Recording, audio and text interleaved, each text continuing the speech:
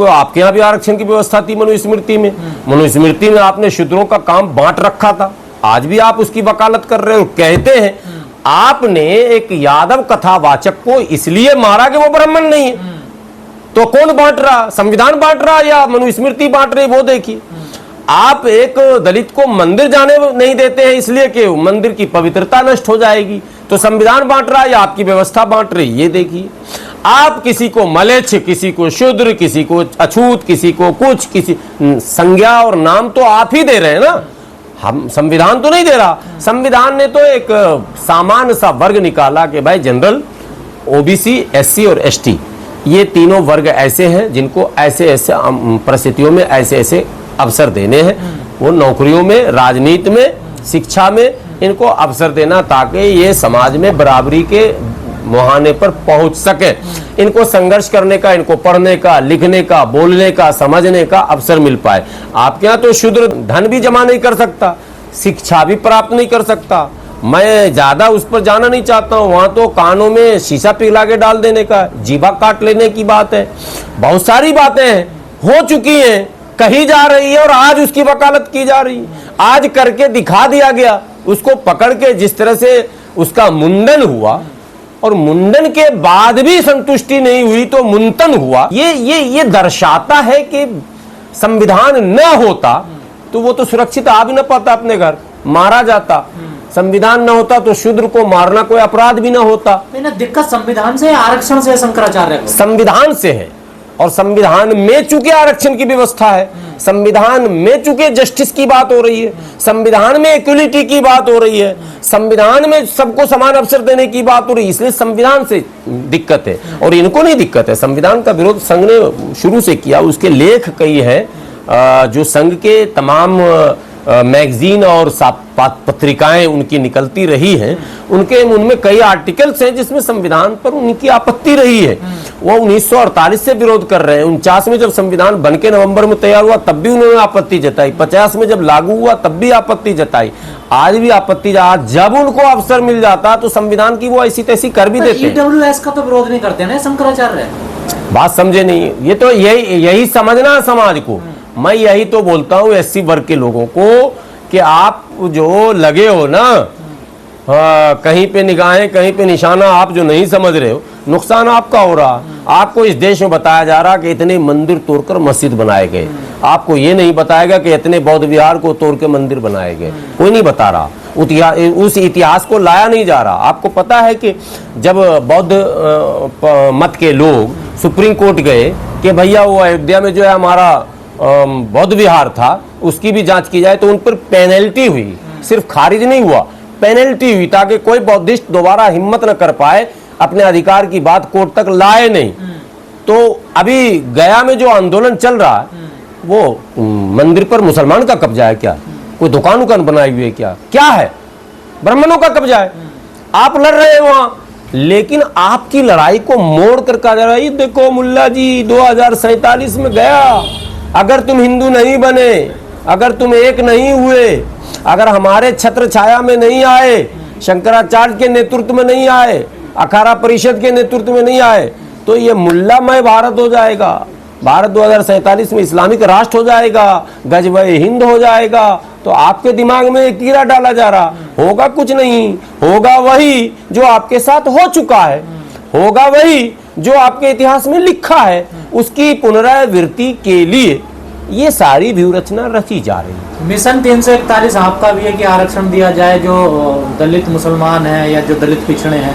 आप भी तो लड़ाई लड़ने, तो ऐसे लोग तो आपके मिशन में भी रोड़ा बनेंगे। रोड़ा हमारे मिशन में तो दलित भाई खुद रोड़ा बन रहे, वो समझ ही नहीं रहे। मिशन 341 है unity of Dalit force, unity of SC ST force, unity of पिछड़ा, यानी दलित शक्ति का एकीकरण। देखो 2 अप्रैल जब SC ST एक्ट के साथ छेड़छाड़ हुआ था और आप सड़क पर उतरा था, समाज पूरा उतरा था, आपको याद है कि आप जब समाज उतरे थे तो आपके पीछे कोई खड़ा नहीं था। गिनती के कुछ मुसलमान जो बसपा या असपा या इन पार्टियों से जुड़े हुए हैं वो लोग आ गए थे दिखावे के, मैं भी था उसमें। लेकिन आप सोचिए कि अगर उस SC ST एक्ट के दायरे में मुसलमान का वो वर्ग जो एससी है वो भी होता तो उस दिन भीड़ कैसी होती, उस दिन वो लड़ाई कितनी तगड़ी होती। धोबी एससी भी है, ओबीसी भी है अलग अलग राज्यों में, लेकिन अधिकांश राज्यों में वो एससी है। बिहार उत्तर प्रदेश में एससी है, दिल्ली में भी एससी है, आपको पता है ना। धोबी एससी एसटी एक्ट में है और धोबी मुस्लिम किसी एक्ट में नहीं है। अगर उसको आप इसमें शामिल रखते तो आज आपकी ताकत बढ़ती या घटती, लेकिन इनके दिमाग में यह डाला गया तुम्हारा आरक्षण, अबे तुम्हारा आरक्षण कहां खाएगा? ये 10% जो आरक्षण दिया वो किसका था? ईडब्ल्यूएस। तुम 10% यहां क्यों नहीं बढ़ा सकते हो? एससी मुस्लिम की जनसंख्या कितनी होगी? टोटल मुस्लिम है 14%। 14% में एससी मुस्लिम अगर निकालेंगे तो मुश्किल से 4-5% निकलेंगे, मुश्किल से 4%। तो आप पहले कितना आपको मिल रहा रिजर्वेशन? 15। अगर उसमें 4-5 बढ़ा देते, आप एससी रिजर्वेशन ही 20% कर लेते तो कौन परेशानी थी आपको? आप एजुकेशन में, आप हेल्थ में, आप नौकरियों में, आप पढ़ाई में, लिखाई में या राजनीति में भी अगर 5% बढ़ा लेते तो आसमान टूट जाता। और बढ़ाना पड़ेगा, बढ़ाना चाहिए, ये लड़ाई है हमारी मांग है। हम तो ओबीसी आरक्षण को भी बढ़ाना चाहते हैं। 27 क्यों? जिस सुप्रीम कोर्ट ने कहा कि 49.5 के बाद बैरियर लगा दिया गया, अब बढ़ेगा नहीं, वो सुप्रीम कोर्ट कहां है जब 10% उसमें इंक्लूड कर दिया गया? जब ईडब्ल्यूएस 10% बढ़ा दिया गया तो वो 49 सारे 49 कह देगा, सारे 59 हो गया ना। अरे जब सारे 59 हो सकता है तो 70 भी हो सकता है। और तमिलनाडु में करुणानिधि ने ये करके दिखा भी दिया और कर्पूरी ठाकुर ने ये फार्मूला दिया है। आप कर्पूरी फार्मूला देखें तो 340 341 का जिस तरह से वर्गीकरण उसमें किया गया, उसमें बड़ा समूह आएगा, उसमें बड़ा हिस्सा चाहिए और चाहिए, राइट है। लेकिन ये आपको मिलेगा कब?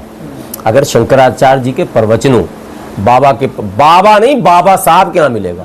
सिर्फ बाबा में अगर रहे तो फिर आप गए, फिर ढाबा भी न चला पाओगे। आपने सुप्रीम कोर्ट का भी जिक्र किया, आप भी सुप्रीम कोर्ट गए हैं। अभी एक लाइन और मैं बोलूं, एक लाइन मैं आ रहा हूं सुप्रीम कोर्ट पे।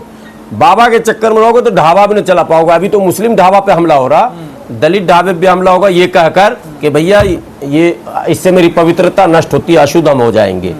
आप समझिए ना। तो कल को आप ढाबा भी नहीं चलाओ। ऐसा हुआ है, एक दलित बिरयानी बेचने वालों पे हमला हुआ है, याद है आपको कि नहीं याद है?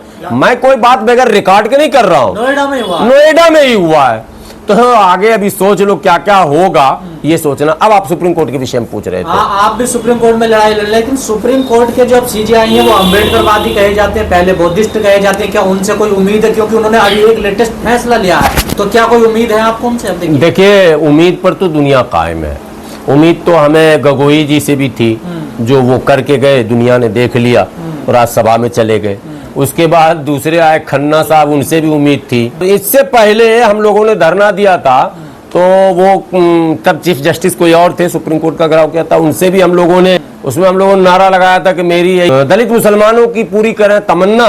जस्टिस रमन्ना जी थे, रमन्ना जी चीफ जस्टिस थे। तो सबसे उम्मीद हम लोग लगा रहे हैं। लेकिन एक सवाल जुडिशियरी पर है, एकदम क्लियर कट। तो लोग बोलने में डरने लग गए, जहां जो बोलता वहीं एफआईआर होने लगता है। लेकिन क्लियर कट सवाल, अयोध्या डिस्प्यूट हाई कोर्ट में था, इलाहाबाद हाई कोर्ट में। 2010-11 में वो आ गया सुप्रीम कोर्ट में। 2010-11 में अयोध्या डिस्प्यूट आया, मात्र 9 साल में आपने निर्णय सुना दिया। ठीक है, मैंने विरोध नहीं किया, स्वीकार किया। आर्टिकल 341 पर रिलीजियस बैन के खिलाफ 2004 में पीआईएल नंबर 180/2004 जो हम लोग डाले हुए, अब तक उस पर कोई सुनवाई नहीं। जुडिशरी पर यह सवाल है कि मुकदमे की गंभीरता को आप क्यों नहीं समझते?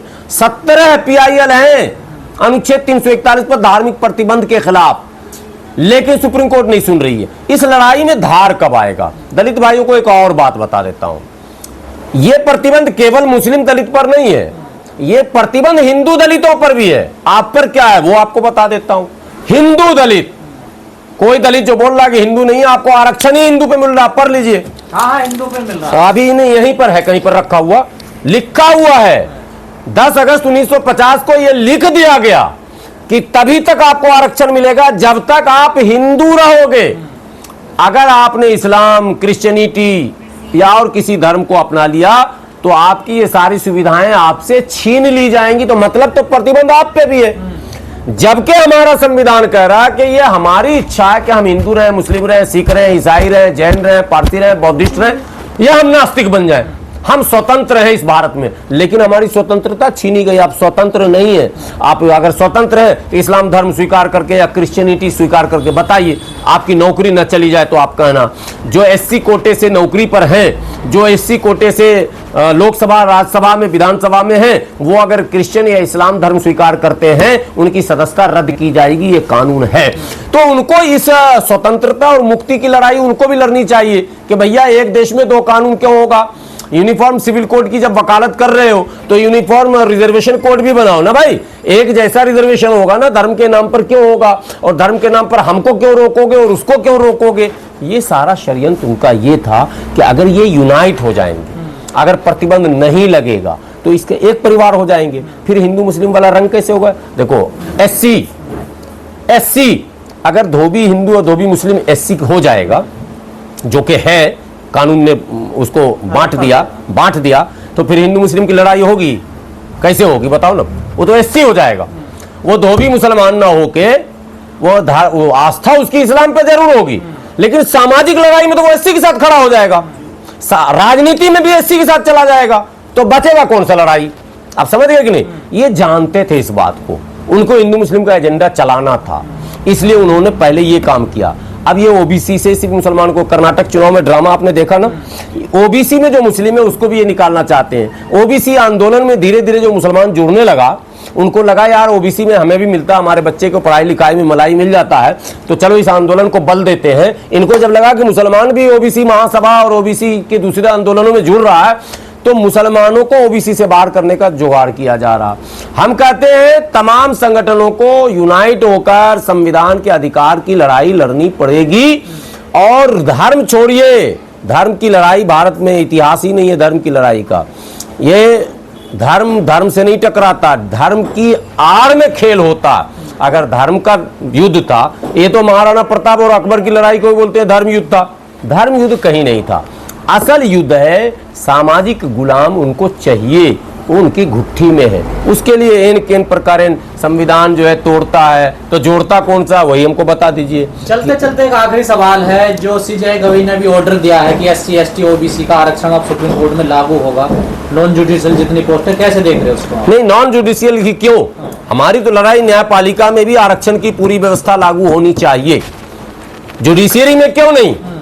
चलो ये उनको हम धन्यवाद देते हैं, आभार प्रकट करते हैं, एक पहल तो कम से कम हुआ है। लेकिन ये लड़ाई यहां तक नहीं है हमारी लड़ाई है न्यायपालिका में भी पूर्ण रूप से आरक्षण की व्यवस्था लागू होनी चाहिए। 4 भागों में मनुस्मृति ने बांटा था पहले, जो 4 भागों में मनुस्मृति ने जब बांटा, तो उसको काउंटर करने के लिए संविधान ने अपनी पुस्तक को शुरू ही किया, we the people of India, हम भारत के लोग। कहां पर भाग है इसमें, हम भारत के लोग में कोई भाग है क्या, कोई गुना है क्या, कोई बंटवारा है क्या।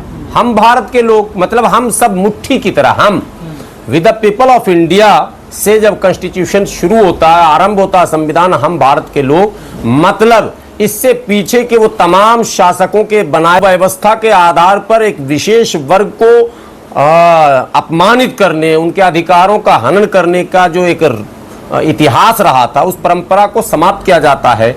और अनुसूचित जाति, अनुसूचित जनजाति, पिछड़े अति पिछड़ों को ससम्मान मुक्त धारा से जोड़ने का एक अवसर बनाया जाता, जिस अवसर का नाम होता है आरक्षण। आपको ये याद होगा कि आरक्षण की व्यवस्था का विरोध भी इन्हीं लोगों ने किया जो ये कहते हैं कि संविधान 2 भागों में जोड़ता। हाँ, भाजपा का संविधान भारत के समाज को 2 भागों में बांट रहा है, ये तो सच है। जैसे मुसलमान सड़क पर नमाज पढ़े तो भारत की पुलिस उसके पर लात मारती है, ठीक है। और अगर कांवरिया जाते हैं तो वही पुलिस कोई दूसरी नहीं है, पुलिस वही है, उनको फूल बरसा रहे हैं, माला पहना रहे हैं। हद तो ये है कि कांवरिया के उपद्रव पर भी पुलिस कुछ नहीं कर पा रही है।